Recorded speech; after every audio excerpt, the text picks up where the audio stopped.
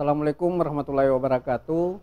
Jumpa lagi di Kitabura Media, channel literasi bagi kita semua. Malam ini kembali Historia hadir buat kawan-kawan Historia. Seperti biasa kita malam ini ditemani oleh Bung Anto dari koordinator komunitas Historia Sulawesi Tengah. Ketemu lagi Kareba belo bu utakelo. Alhamdulillah. Tidak terasa sudah hari ke-20 berapa ya? pertengahan. Tidak, sudah mau Sudah mau 19. Sudah Sudah mau 20, iya. Karena kita sudah nogoli taraweh. Jadi sudah. Itu kalau tradisi orang Kaili disebut nogoli taraweh. Tetapi malam hari ini kita tidak diskusi tentang tradisi tersebut, tapi kita akan berdiskusi tentang seorang tokoh ulama besar yang berpengaruh bukan cuma hanya di Palu, di Sulawesi Tengah, bahkan di Indonesia. Ya. Beliau peletak dasar pendidikan Islam di Lembah Palu ini. Bahkan dibilang yang mengusulkan bendera merah putih menjadi bendera negara. Kalau orang Palu atau di Lembah Palu ini biasa menyebut beliau ini guru tua ya. Beliau adalah Habib Idrus bin Salim Al-Jufri. Dan di lamannya Historia, baik di komunitas maupun di laman FB-nya itu beberapa minggu ini sering ada muncul testimoni tentang keberkahan beliau dalam proses ketika beliau mengembangkan lembaga pendidikan Islam di Sulawesi Tengah, khususnya di Kota Palu. Bung Anto akan lebih dipercaya untuk menjelaskan. Silakan Bu. Sama-sama aku percaya. Iya, sama-sama aku percaya. Jadi sejak Ramadan 1443 kita ya. Iya, 1443 awal kita sebenarnya sudah buat beberapa tulisan. Dan tulisan itu bukan cuma dari tulisan kita, ini merangkum dari beberapa sumber, termasuk kisah para Sayyid dan Habib di Indonesia, kemudian ada juga yang dari media Al Khairat, kemudian ada juga ternyata ada testi-testi murid terkait keberkahan barokahnya beliau ini yang tidak semua orang tahu. Kan biasanya kalau bicara tentang beliau ini saya kurang tahu apa namanya, pada saat haul itu dibacakan dia punya manakib ya. Iya, manakib. Nah, kita tertarik sebenarnya. Ini sebenarnya bukan yang pertama, kita sudah membuat dalam dalam bentuk tulisan dulu sebelumnya. Hanya kan akhirnya kita berpikir kalau hanya dalam bentuk tulisan seperti ini tidak dibuatkan, ini kan media-media semakin berkembang medianya tuh. Nah, kita bikinkan dalam bentuk postingan yang lebih milenial lah, kira-kira seperti itu. Nah, dari situ sebenarnya kita sempat bikin sampai seri ke 11, bahkan kemarin itu sudah seri ke 12 atau 13. Lumayan banyak berarti. Iya, itu masih ada lagi, berkembang. Jadi saya perkirakan itu yang di kita itu sekitar 15 atau 16 cerita. Itu baik testimoni para murid beliau dan para habaib-habaib Indonesia. Bahkan yang menarik sebenarnya ketika beliau wafat pun itu ada kejadian-kejadian yang menurut dalam tanda kutip beberapa orang itu merupakan karomah beliau. Ini menarik, ini kita berbicara tentang karomah seorang tokoh pendiri Al Khairat, Habib Idrus bin Salim Al-Jufri. Tapi sebelum itu kita ngeteh kayaknya. Ya. Kalau orang bilang seruput kopinya, tidak, saya malam ini seruput tehnya. Mari kita ngeteh dulu ini. Nah, kemudian jangan lupa tetap like, share, and subscribe Kitabura Media channel di YouTube. Oke, Bung Anto, kita lanjut. Ada, kalau tadi kan Bung Anto bilang yang sekarang ini, sementara ini sekitar 12 seri ya. Mungkin ada bisa berbagi beberapa di antara beberapa seri itu yang menurut kita itu memang itu betul-betul karoma yang ditunjukkan langsung oleh guru tua.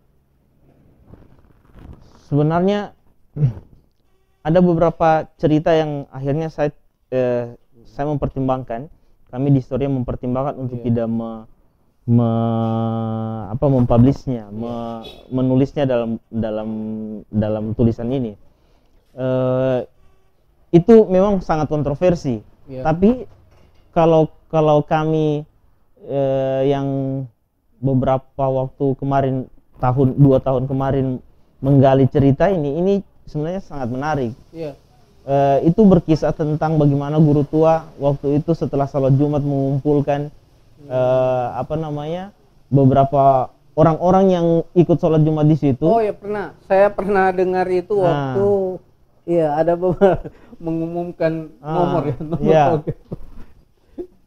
Ini kalau sebenarnya kita tidak bisa, bagi saya tidak menafsirkan ini bahwa beliau itu kemudian melegalkan. Iya, atau itu kan cerita ketika dulu kan Porkas atau apa ya? Dan SDSB kan SDSB. Itu, kemudian di era itu kan memang SDSB itu legal. Iya.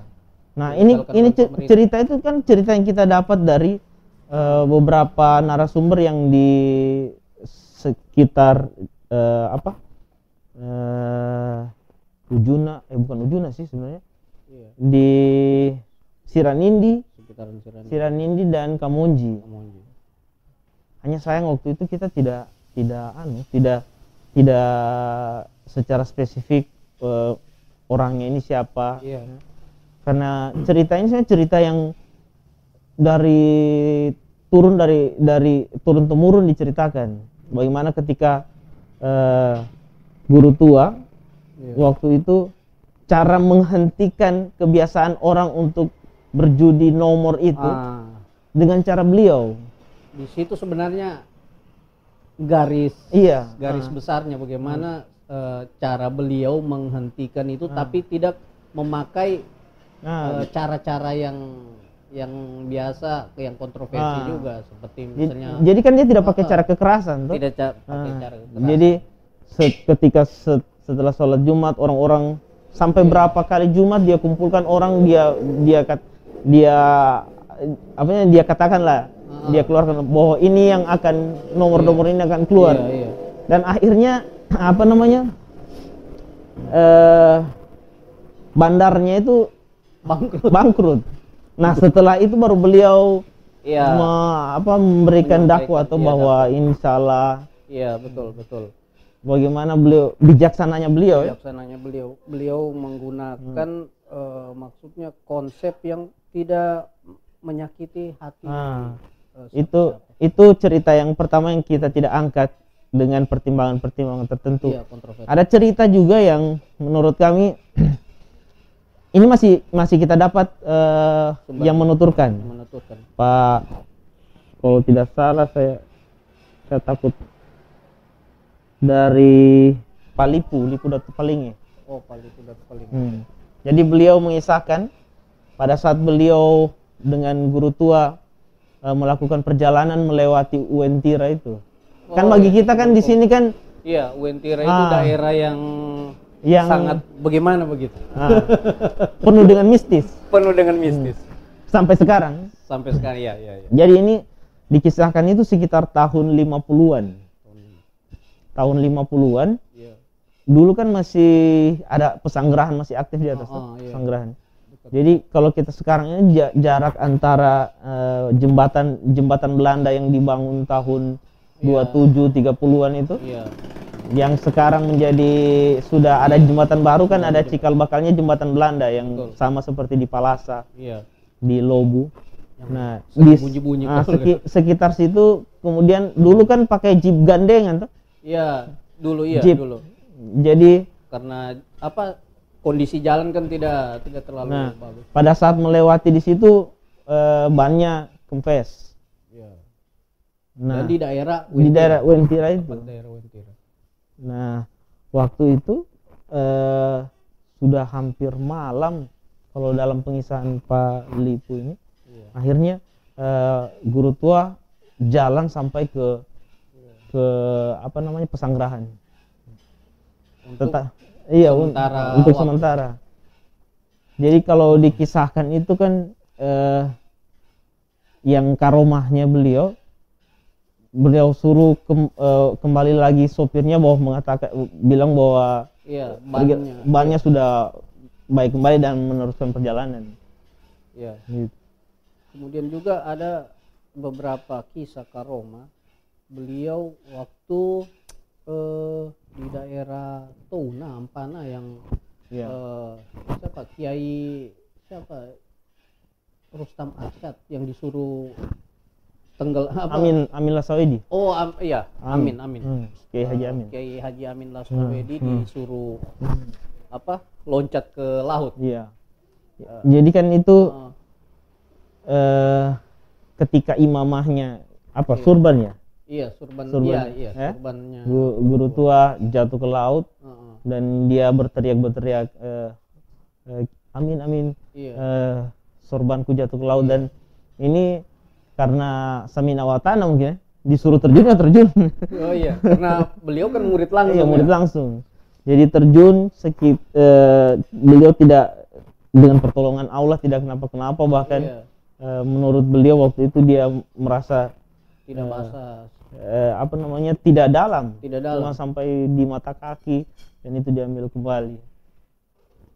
Jadi banyak kisah-kisah sebenarnya, kisah-kisah yang beliau melakukan perjalanan untuk berdakwah dari sampai ke pelosok-pelosok Sulawesi Tengah dan itu dikisahkan kembali oleh murid-muridnya. Bahkan sewaktu naik haji atau yang ke Jeddah. Ke Jeddah itu uang ada salah satu uang murid beliau yang paspor sebenarnya. Paspor. Yang hilang. Jadi paspornya itu ketinggalan di Palu. Oh begitu. Paspor ketinggalan di Palu. Waktu itu sudah mau ke Jeddah menurut ini sebenarnya kisah yang dituliskan di buku kisah Syekh dan Habib di Indonesia. Jadi waktu itu sudah mau berangkat tapi paspor beliau ketinggalan di Palu. Tapi beliau akhirnya menenangkan mengatakan bahwa sudah dipikirkan akhirnya kan paspor itu ada di kantongnya. Setelah melakukan pencarian yang lumayan lama dan membutuhkan tenaga. Jadi itu testimoninya seorang polisi kalau tidak salah. Bahkan beliau ini sempat sudah putus asa. Iya. Bahwa sudah. Kapten siapa gitu namanya pernah. Oke, kita sebelum lanjut lagi kita minum lagi, ngeteh lagi. Seruput tehnya. Dan jangan lupa like, share, subscribe. Nah, ada juga menarik sebenarnya. Kisah ini kan 2 atau 3 kisah itu dari Kiai Haji Sofyan Alwi Lahi Tole toh. Itu murid Lote, tua langsung juga. Jadi menurut beliau itu satu yang beliau berkesan sekali beliau itu ketika guru tua itu tahu apa yang dalam benaknya. Dia ketika ke sekitar Ampana begitu, dia berbicara di dalam hati, tidak mengeluarkan gitu. Jadi dia mengatakan tidak ada gunanya mengikuti guru tua. Kemudian dia hanya capek Nah, dia tidak sangka ketika bertemu guru tua, dia seakan-akan guru tua seakan-akan tahu apa yang dalam benaknya. Jadi guru tua tidak menegur dia, jadi sudah tidak seperti biasa. Begitu. Jadi nanti pada satu kesempatan diadakan ketemu dengan seseorang begitu, baru guru tua mengungkapkan bahwa beliau dia ini apa nama Abu Nawas. Iya. Lain isi hatinya. Lain isi hatinya. Kayak begitunya. Mulai dari situ kan dia bilang, berarti kita tidak bisa. Beliau tahu apa yang dalam benaknya kita. Kemudian juga kan ada, bahkan kita sempat dapat arsip foto beliau waktu pertemuan ada dengan beberapa habaib menguji diskusi. Kemudian dalam diskusi itu guru tua diuji kemampuan beliau. Ya seakan-akan kan seperti begini, betul tidak beliau ini habaib begitu atau seorang yang punya karomah, maka ada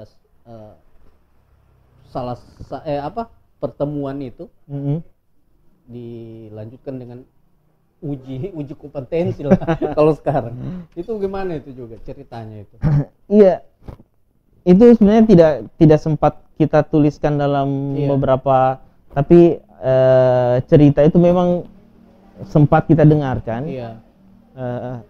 Ada yang hampir sama juga dengan cerita seperti itu sebenarnya. Ketika beliau itu sowan ke salah satu habaib. Jadi dalam pertemuannya itu habaib yang bertemu ini kemudian menyelipkan sedikit. Kalau kita dulu jepeng ya atau apa namanya? Iya. Memainkan musik lah seperti gambus. Jadi pada saat beliau sedang memainkan itu, tiba-tiba gambar-gambarnya semuanya ikut bergoyang mengikuti irama. Jadi betapa kalau dalam kisahnya itu dikatakan bahwa betapa pertemuan ini juga disyukuri oleh para foto-foto para habaib yang ikut bergoyang itu, syekh yang ikut bergoyang itu. Ini menarik untuk kita diskusikan juga. Ada beberapa, selain itu ada banyak juga karomah ketika beliau berdakwah ke wilayah Sigi. Ada, kalau tidak salah itu sempat juga dengar cerita waktu di salah satu masjid di daerah Bora atau Boju yang guru tua ini sholatnya di tempat lain tapi seakan-akan hadir di masjid situ. Kayaknya Komi ini banyak tahu sebenarnya. menguji kita ini. Sama kalau tidak salah yang cerita lalu kawan kita Indra Jaya di Bora kalau tidak salah. Iya, memang beliau ini kan kalau ada bukunya Raja Wali dari Timur ini memang menggambarkan seseorang yang betul-betul dakwahnya ini bukan dakwah yang di tempat-tempat ramai gitu.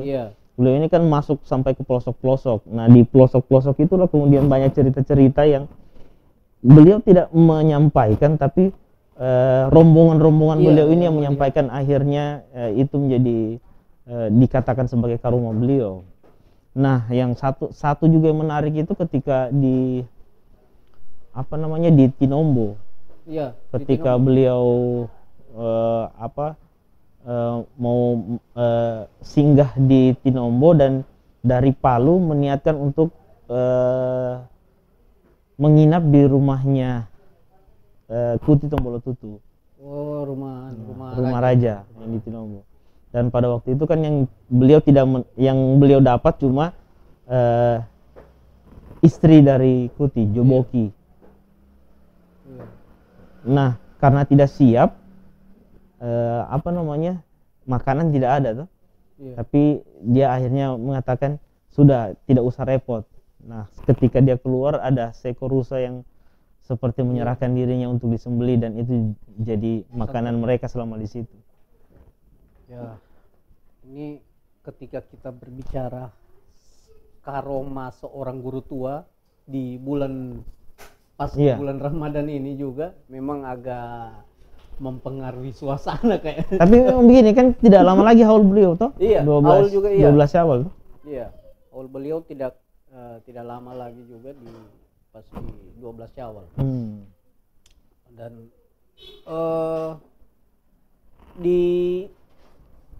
di masa sekarang ini kan kita sedang gencar-gencarnya menerima informasi bahwa beliau akan diusulkan kembali.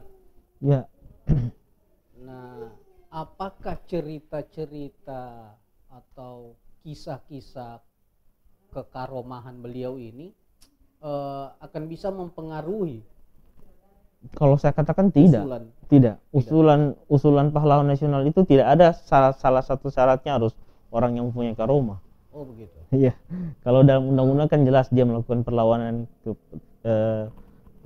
terhadap penjajah Belanda, baik itu dalam bentuk pendidikan dan seterusnya. Nah, posisinya beliau sekarang ini kan sebenarnya penerima bintang Adi Pradana toh. Iya.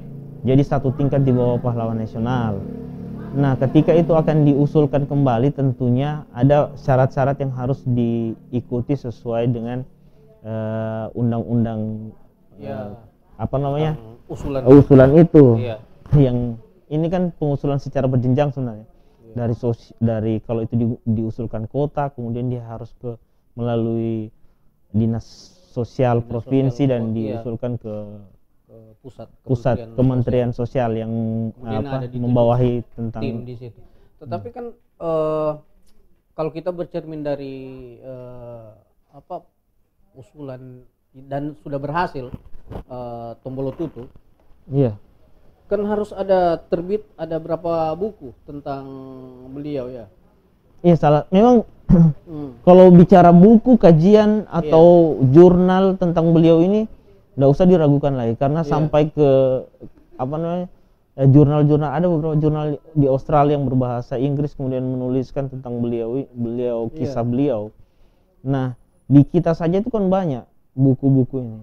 Ada Raja Wal dari Timur, ada Al-Khairat, ada bahkan kan sebenarnya kalau kita mau berbicara secara fair, ketika beliau tahun 2010 itu tidak tidak berhasil dinobatkan sebagai pahlawan nasional, kan kemudian dipertanyakan kewarganegaraan beliau. Iya. Nah, syarat utama sebenarnya waktu itu untuk seseorang bisa diusulkan menjadi pahlawan nasional, syarat khusus dan syarat umumnya, syarat khususnya itu satu, dia harus warga negara Indonesia dan pernah melakukan perjuangan dan tidak pernah mundur dalam berjuang. Nah, alhamdulillah sebenarnya saya dapat kemarin dari teman salah satu bukti yang menguatkan bahwa beliau ini warga negara Indonesia, bahwa di dalam surat keterangan keimigrasian itu beliau disebutkan sebagai guru tua Sayyid Idrus bin Salim Al-Jufri, kemudian di atasnya itu surat tanda kependudukan. Berarti kalau bunyinya surat tanda kependudukan ya secara resmi warga negara. Ya, itu dikeluarkan oleh Keresidenan Manado waktu itu. Karena waktu itu secara masa Belanda ya, kita ini kan di bawah residen, asisten residennya di Donggala, dan kita ini kan kontroleur. Nah, artinya kita berbicara tentang Sayyid Idrus bin Salim Al-Jufri atau guru tua, di luar dari maksudnya konteks keberkahan tapi pemikiran beliau ini memang luar biasa sekali di era itu. Seorang sosok yang boleh dibilang kalau istilahnya kita biasa itu progresif, revolusioner. Orang yang tokoh yang berpikiran maju, yang memikirkan bahwa pendidikan Islam itu harus penting. Ini ada juga catatan yang kami dapatkan itu sebenarnya, bagaimana Al-Khairat ini bukan cuma berjuang di pendidikan, tapi secara politis dia menguatkan ketika Mesir konfrontasi dengan Libya. Iya, tentang terusan Suez, kan? Suez, iya. Dengan Inggris waktu itu juga. Jadi Al-Herat mempunyai andil penting karena dalam salah satu pertemuan di Al-Herat diputuskan untuk mendukung Mesir waktu itu dalam konfrontasi itu.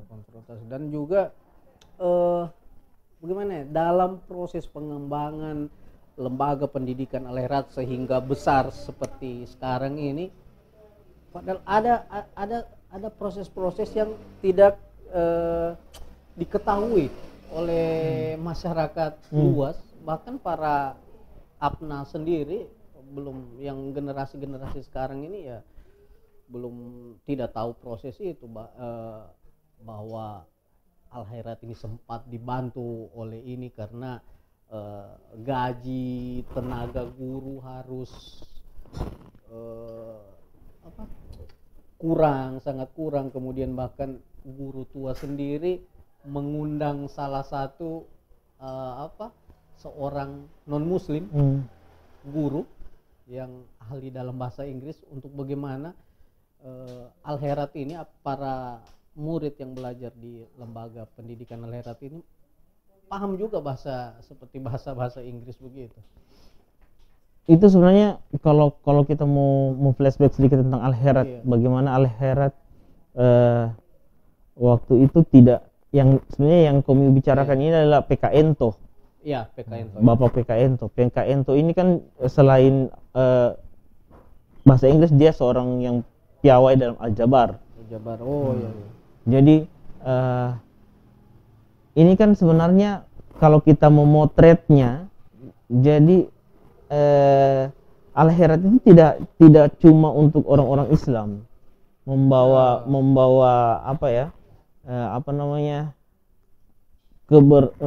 manfaat yang untuk orang-orang Islam. Untuk semuanya. Nah, tapi semua yang kita di sini, bahkan kalau kita melihat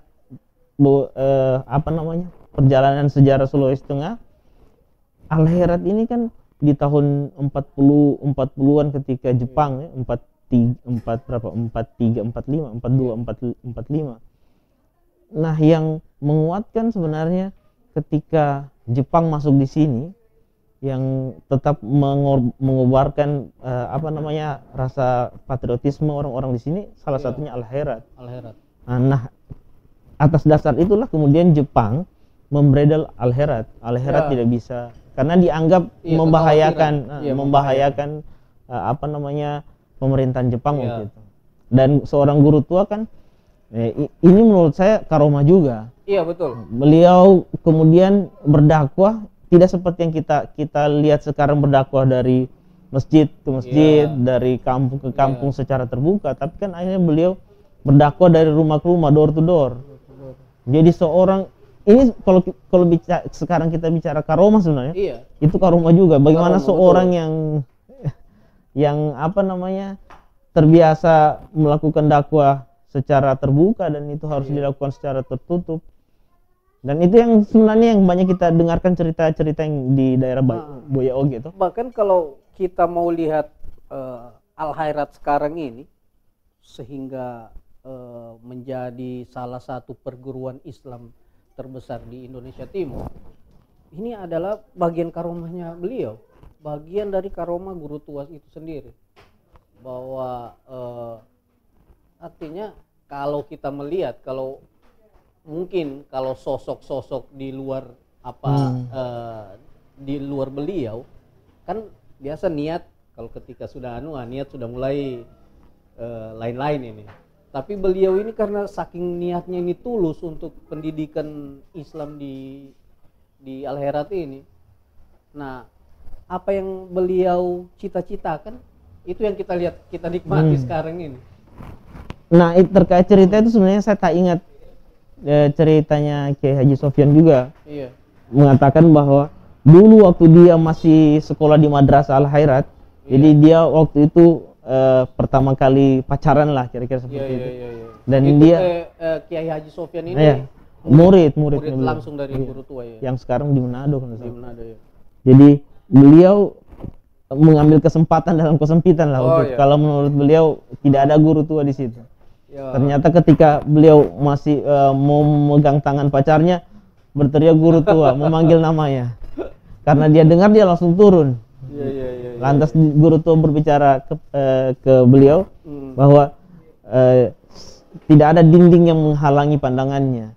Artinya kalau kita bicara kenapa ada Al-Khairat sebenarnya di Palu, kalau kita berbicara tentang karomah guru tua, sebenarnya saya yakin dalam penglihatan tadi guru tua yang tidak ada batasan, betul. Ada sesuatu yang beliau lihat bahwa Palu ini mempunyai keunggulan. Kenapa seperti itu? Karena dari 2 kali proses beliau untuk masuk kemari kan awalnya kan tidak berhasil. Tidak berhasil. Beliau tertahan di Iwani terus ya. Nanti tahun 30 baru bisa mendirikan Al-Khairat. Dan alhamdulillah juga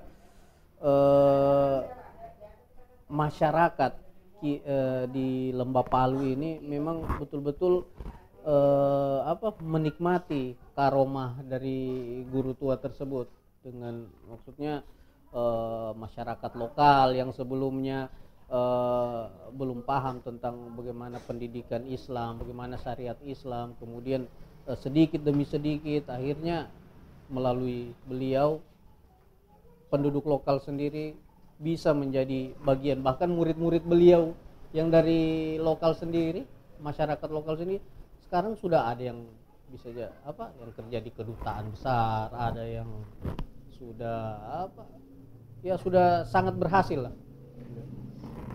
Ya, kalau saya sebenarnya melihat, saya tidak mendapatkan beliau secara langsung, tapi saya mendapatkan dari bacaan, kemudian dari penelusuran. Yang saya salut, kemudian saya juga kepada beliau ini saya respect sekali tentang kesabaran beliau. Ya. Ada cerita ketika beliau ada habaib lain yang datang ke Al-Khairat, kemudian ketika masuk ke Al-Khairat dia mendapatkan sejumlah piring piring black kalau kita bilang di sini. Oh iya. Piring black, dan dia mengatakan ini pasti pekerjaan murid-muridnya. Iya. Habaib guru tua tuh. Dan kemudian dia bertemu dengan guru tua dan dia melaporkan tidak ada gunanya mendidik mereka yang begal seperti itu, yang tidak bisa diatur. Tapi di luar dari itu guru tua dengan bijaknya mengatakan dengan penuh kesabaran, dari sejumlah murid-muridnya itu satu saja yang berhasil, bahwa dia sudah senang, dia anggap dakwahnya sudah berhasil. Artinya bahwa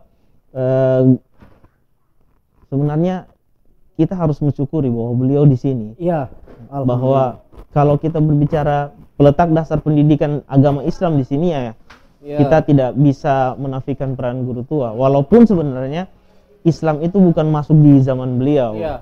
Islam itu sudah masuk sebelum bahkan beliau. Sebelum Dato Karama, kalau kita mau menelusuri itu kan lebih di 1500, 1600 itu sudah ada. Iya. Tapi di 1930 seorang guru tua itu meletakkan dasar pendidikan agama. Dan itu yang menjadi sehingga Raja Palu pada saat itu, Puajanggola, berani memberikan jaminan ke Belanda bahwa karena kami butuh pendidik, bahwa guru tua datang ke Palu ini bukan ingin seperti bahasa kasarnya memprovokasi untuk berjuang seperti melakukan pemberontakan, tapi mengembangkan lembaga pendidikan, sehingga pada saat itu yang kedua kalinya sehingga guru tua diberikan akses bisa masuk ke Palu. Nah, kalau bicara kelokalan, melihat sosok guru tua dan kelokalan kita di Sulawesi Tengah ini, kan salah seorang istri beliau kan, Ince Ami kan wanita lokal. Kaili, perempuan Kaili. Nah, itu artinya betapa beliau mau berbaur dengan orang-orang Kaili.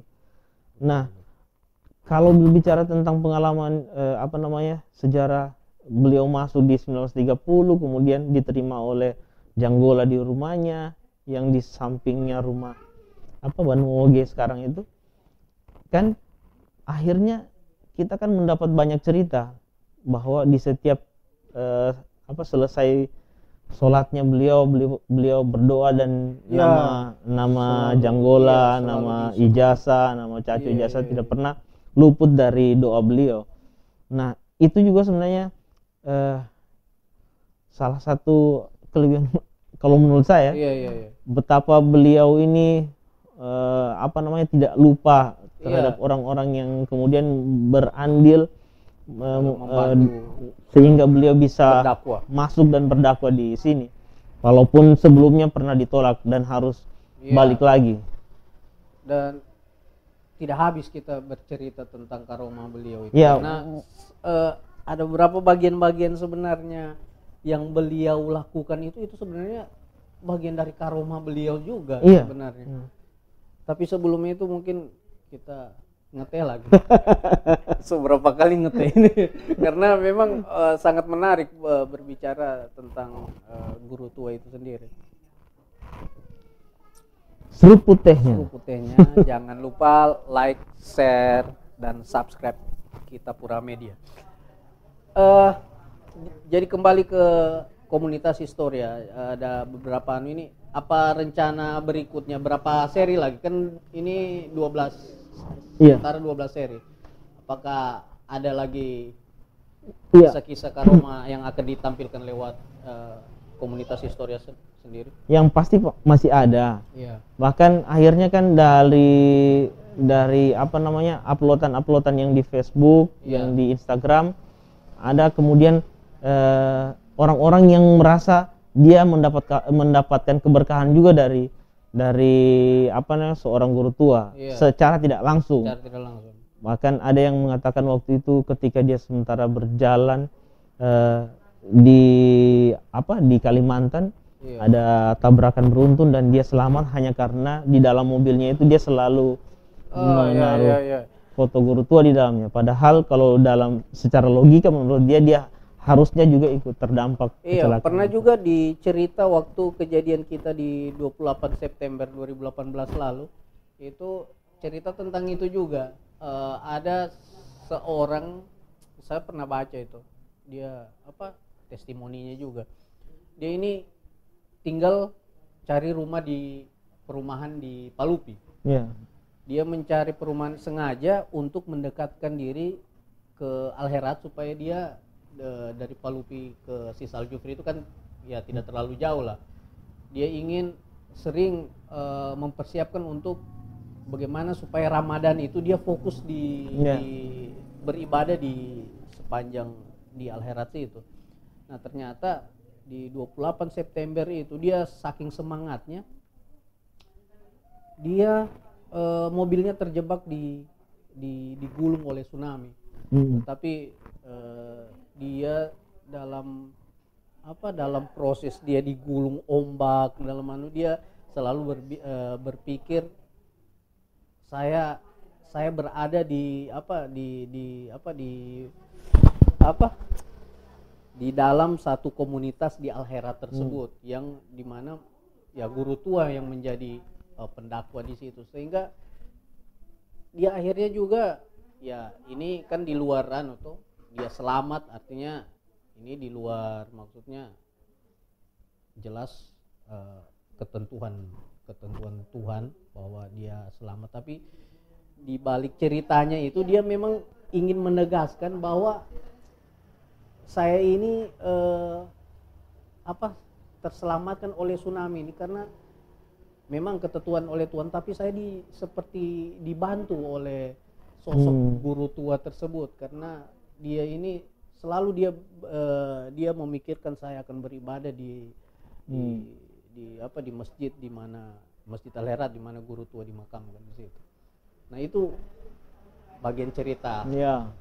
keberkahan guru tua juga. Ya tentunya banyak sekali sebenarnya cerita-cerita kalau kita kumpulkan. Dan kalau kita di Historia sebenarnya berusaha untuk mengkolej itu, kemudian membuatnya. Kalau dia dalam bentuk cerita, kita buat dalam bentuk tulisan. Maksudnya supaya ini kan kita menulis ini kan bekerja di keabadian kan, menurut kami kan. Jadi apa yang kita tulis hari ini itu bisa dibaca oleh siapa saja nanti di kemudian hari. Nah, kami berharap sebenarnya cerita-cerita itu bisa kemudian bisa terdokumentasikan dengan bagus, kemudian bisa diakses oleh orang-orang di luar sana. Walaupun sebagian orang dalam tanda kutip menyatakan bahwa tidak perlu yang seperti itu. Tapi bagi kami sebenarnya cerita-cerita itu bukan cerita mistis, bukan cerita yang di luar yang tidak harus. Nah, kalau kita bicara tadi tentang Uintira, tentang nah, kalau menurut kami itulah keberkahan seorang guru tua yang tidak semua orang memilikinya. Terlepas beliau mungkin ada mempunyai pertalian darah dengan Nabi begitu. Nah, tadi kan saya kutip tadi bahwa penulis itu berbicara tentang keabadian. Dan di dalam dunia digital kita hadir di Kitabura Media ini bagian dari keabadian. Akan berada jejak digital itu akan abadi.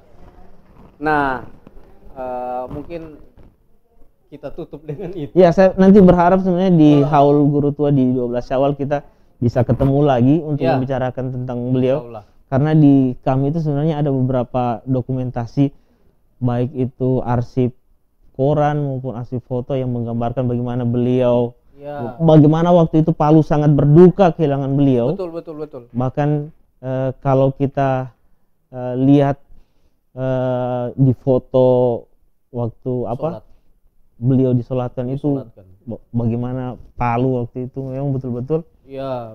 Kalau dikatakan lumpuh kalau menurut saya.